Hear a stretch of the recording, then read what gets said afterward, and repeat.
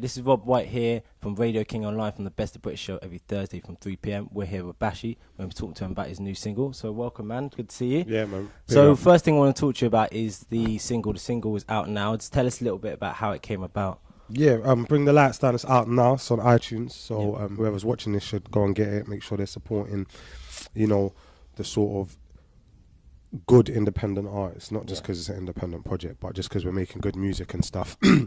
And it's all us doing it. Do you get what I'm saying? So if you want to champion anyone, you should be championing us. That's from the street. That's just been doing it ourselves. But Bring the Lights Down. Yeah, for me, like I grew up listening to obviously like hip hop, ragga, and garage, and like moving forwards, like I just wanted to make sure that I'm being true to myself in terms of including elements of things that I was into and that I'm into now. So kind of like from These Are the Songs as well. Yeah, exactly. And like say like with hip hop came about by sampling like, you know, like old sort of records before, and like you know, like the turntables and blah blah blah. So it's just like another take on that. Do you get what I'm saying? So like fusing and just taking elements that are gonna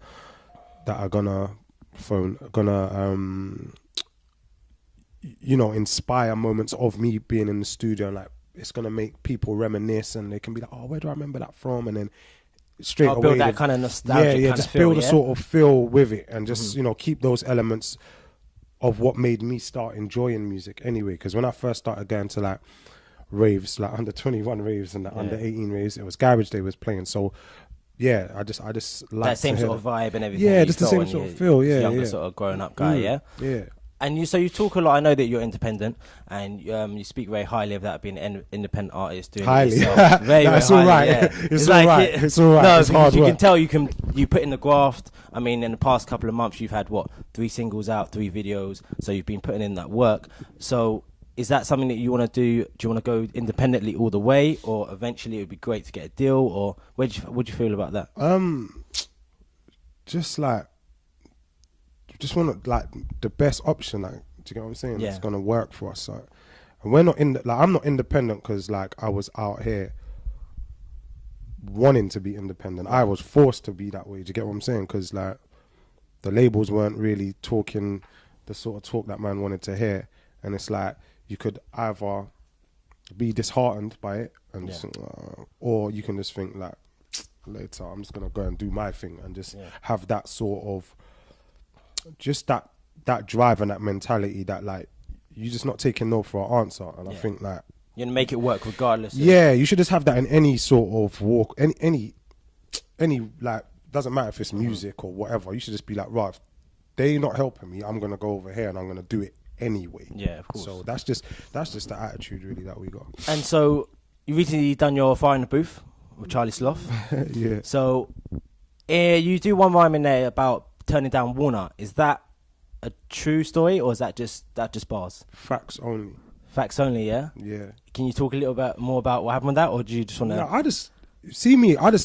don't like, in interviews I'll talk about like what I'm doing, but you see like dissecting my bars. Yeah, like I've said it, and people can make of it what make of it what they will. Do you get what I'm saying? So, and I don't lie ever in my bars, and I think that's one of the things that people love me for, appreciate me for. That I'm just like, I have moments when I'm just like, I'm just saying what the hell I want. Yeah. I kind of got that vibe. It was very very truthful, very to the point, very political. You kind of just don't care if no one likes it. It's just like, if you like it, you like it. People love it, and I'm thankful for that. Do you get what I'm saying? But I'm always just gonna speak from my heart and to speak the truth, because I feel like people just relate to that, and otherwise I'm just being fake to myself. And there's been times when I have been sort of like not true to myself. Do you get what I'm saying? Or like I'm taking advice from people and I'm thinking, they're like, no, you should be doing this track. Like this track's gonna work. Blah blah. And you think, no, and then you think, let me do it anyway, because like because you wanna. As a musician, it's weird because like say like you might have managers or you got people that's around you advising you or whatever, and you want to trust them. Do you get what I'm saying? But now, like my cousin manages me now. Do you know what I'm saying? So we've just kept it in the family, and now it's working in a good way, because I just feel like it's just like one of the man them telling you like, yo, this ain't right, or this. Yeah, you yeah, get yeah. what I'm saying? Kind of that personal level. To yeah. them. I know you. So yeah, like you have those moments. I've had those moments. Lots of artists have those moments where they might just get lost and they're not really being themselves. But now it's just like, fuck it. I'm just saying what I want. I'm just being who I am. You either like it or you don't. And people seem to like it because I guess everyone just likes an honest individual, innit? And Yeah, of course. And I ain't coming from a, like, obviously I'm from like the road and from the street and Yeah. that, but not in that way. Do you get what I'm saying? A lot of my friends are that way inclined, but me, I'm just a little bit different. And I think that a lot of people can relate to that because 9 times out of 10, most people ain't really these hard back street dudes. Yeah. They're just normal people. But like to put it on, trying to it's get like by. an image, Yeah. basically. It's like an image So- that people want to put across. So we were speaking briefly about other artists. As you know, at the moment, Meridian Dan, Krypton Conan, getting a lot of exposure, and they're artists who have built themselves from the ground up, you know, independently, partly, and help from labels eventually. What's your views on that? How does that affect you as an artist as well? Like me, if you're sick, then I just think like good. Like if you get a deal or whatever, and you're gonna add like some value to the scene and to the culture, like I want you to do well. Do you get what I'm saying? It's only when someone's just like, wait, I don't want to say anyone's trash or anything, but like it's just if you're mediocre, not even like just like I understand it. Like everyone wants to do music, great stuff. If you can do it and you can bring something to the scene, good. If you can make some money from it, even better. Do you get what I'm saying? Because everyone should be getting paid, but you need to be adding value to the scene. Do you get what I'm saying? You mentioned Krypton Conan. They're adding value to the thing. You know what I'm saying? Why do you think that is? Just like from like the bars, punchlines, just I appreciate listening to them as a rapper myself. Do you get what I'm saying? So I just I want to hear stuff that people spit and think, right, that was sick. That shit. Why did I come up with that bar? Do you get what I'm saying? And that's the competitive nature of the sport. And there's other rappers that I feel that for as well, like Wretch and Kano, Gets, whoever. Do you get what I'm saying? If you're good, and I'm welcoming. Like, but it's just like if you're trying to, you know, just jump on it and you think that it's a little quick way to. The short term, they're not really about the music. It's kind of like I was saying in the fight, like man's been doing it 10 years. Do you get what I'm saying? Man's had ups where man's balling. Man's had times when like raw, the money's crazy, and then gone back up again. Do you get what I'm saying? So, yeah, just people who's gonna respect the art form and the culture and bring something to it. In regards to charts and stuff, you have people like that in the charts now. Obviously, people like Rich 3 that you mentioned. Do you think there's a certain level of UK acts or urban acts which are able to be able in the charts for a period of time before they can fall off and someone else has to replace them? Are they only letting in so many people to do it? So if you get my drift, who letting people? Like say the industry, the chart industry, they want to let in a handful of urban acts, let's say, and they think black acts, if you want to say black acts, and they think that after a certain while there won't be that opportunity for others. No, I just think that. Like they may take it as a phase for now. Yeah, it's like it's just similar with hip hop. They just think like, raw, it's just like a load of inner city kids, just like, hold on, let me just put this on silent. A lot of like inner city kids, and it's just like when it's hype, everyone enjoys it, and then when it's not, they just want to. Everyone just like forget it, but. It's here to stay because it's a form of expression. It's a form of art, and I don't think that's ever gonna go away. We just need to just work together as a scene and as a culture more. That's all, and support like the good acts. Do you get what I'm saying? And then I think it will work. Is there any acts out there? You don't have to name names or nothing that are kind of disrespecting music. They're making kind of it into a freak show, not really making it about the music. They're just making it as a form of literally entertainment. No, but but I'm all for entertainment though. Like, do you get what I'm saying? So it's just if you're bringing something to the culture, you don't have to be the sickest lyricist, you know. If you make good tracks, then you make good tracks. Do you get what I'm saying?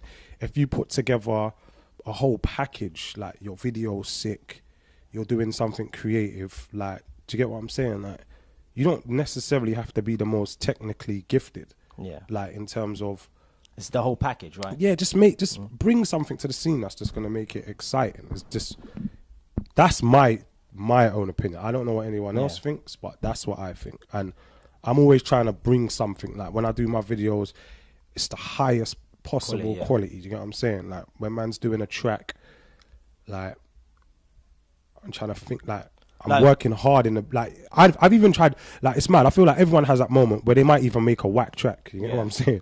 Like most artists do it, or they have done. I've made a whack song. It's like, but you can't be having like consistent whack stuff. Do you get what I'm saying? It's got to be like, oh shit, that one didn't work. Okay, cool. Let me try something different. Let me just do now. I'm just doing what I'm making what I like now, as opposed to I make what I like now, as opposed to what I think people are gonna like, or what I think radio might like. You get what I'm saying? Or like playlist, or because I think fans and supporters don't really understand that there's a lot of stuff that goes on.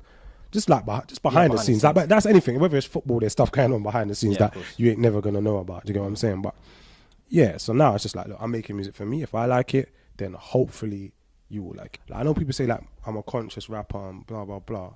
I just tell the truth. Like, I'm not like conscious rapper, like something like I don't know. Like, do you get what I'm saying? I'm just rapping, innit? And I'm saying what I'm saying, and this is my truth. Do you get what I'm saying? So I'm not sure. Like, I don't want to label like, yeah, he's a conscious rapper, he's a positive rapper. Like, I don't know. How would you say it affects your success so far? Because there are so many different rappers out there and so many different sort of styles of people in the industry. What's your edge? What gets you? What gets me? I think my thing is that like I feel like I come from an angle of it is positive and progressive and like it's thoughtful and it's real. Do you get what I'm saying? Like, I'm talking about things that people like can relate to, innit? I think, and a lot of people can relate to it. That's all. I mean, like, but don't get it twisted. Like, I like some of the like. I'm not like, oh my god, I can't even listen to like the ignorant stuff. Like, there's sometimes that like I want to hear something a little bit turn and a little bit just like, yo, I just want to get on in a way. But there's a time and a place for that, and I don't want to hear you just don't want to hear like 30 MCs that are talking about the same thing. Do you get what I'm saying? Definitely. Like back to back, talking about the same subject. Like, that can be boring. I'm just more of, I like different characters. Like, I know that, right, if I'm going to listen to this rapper, I'm going to get this feeling. Do you get what I'm saying? Or I'm going to get this. But it's very different. Even if they're rapping about similar subjects, their vibe is so different. Do you get what I'm saying? Like, when you listen to Gigs and then you listen to Jay Spades, similar subjects, totally different wave. Do you get what I'm saying? So because everyone has that kind of individual flair, right? And that's what I want. I just don't want 10 people sounding the same. Talking like, about it's the just same like stuff. What, like, do you get what I'm saying? I don't like that.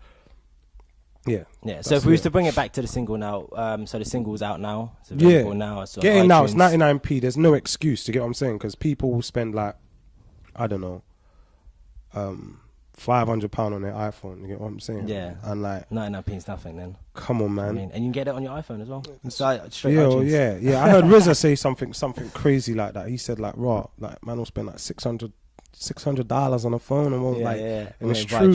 You're not gonna buy the track, but like, just buy the track, innit? Yeah. It's 99. That's it. Yeah, it's 99p. That's the hard sell. Just buy it. Yeah, like don't just tell me, yo, fam, the song's sick. Have you bought it? No.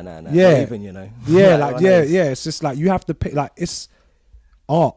Do you get what I'm saying? Yeah. And the art is not free. Like we got, you know what I'm saying? Like, it's cool. Like, man's not trying to just be like crazy balling off music. That's the bonus. Like, we're trying to make money from other ways, and we do this for fun, but you definitely have to pay for the art. Yeah.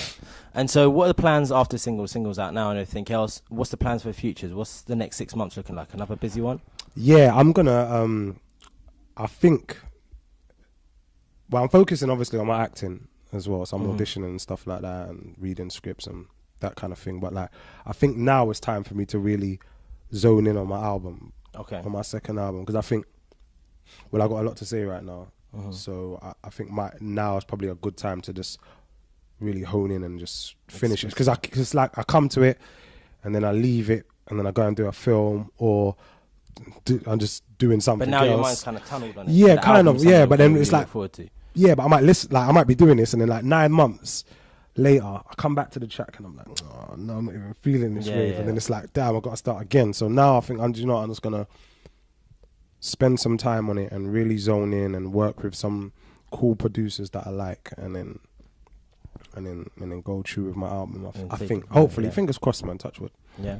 So that's it. So this is Rob White, and I've been joined here by Bashy. As you know, we do the Best of British show every Thursday from 3 p.m. We play the best UK signed and unsigned music, including our boy Bashy here, and we will be continue to play Bring the Lights Down. We're also playing the old ones as well, playing These Are the Songs. Oh, yes. One of the favourites. So we're that. giving the airplay for that UK artist. As you know, Best of British, Radio King Online. We'd like to thank Bashy for doing this interview with us. Thanks a lot, man. Respect, man. Thanks a lot. We're out.